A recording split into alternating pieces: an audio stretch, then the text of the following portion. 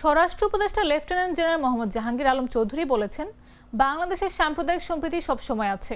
বাংলাদেশের মতো এত সাম্প্রদায়িক সম্প্রীতি কোথাও নেই। আশেপাশে দেখবেন কিভাবে কি ঘটছে। আমাদের দেশে সবাই একসঙ্গে কাজ করছেন।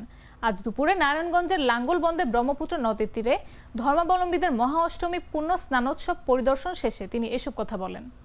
গোসল করার পর সবাই কিন্তু পবিত্র হয়ে যায়।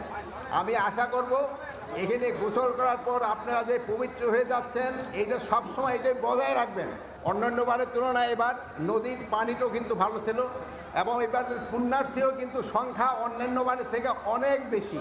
আপনারা সবাই এই পুণ্য স্নানটা করে নেবেন, সবাই ধৈর্য ধরে করবেন এবং আমাদের সব ব্যবস্থা আছে। আইন শৃঙ্খলা বাহিনী, আনসার, ম্যাজিস্ট্রেট সবাই কিন্তু এখানে আছে।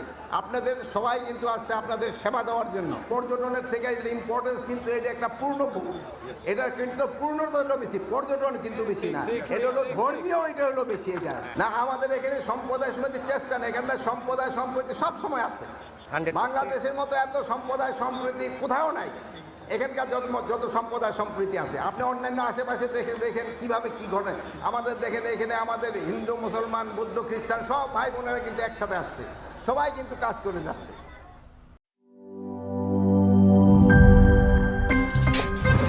আমার একটা স্মার্ট সিদ্ধান্তে 25% গ্যাসের খরচ কমেছে। ভাবছেন কিভাবে?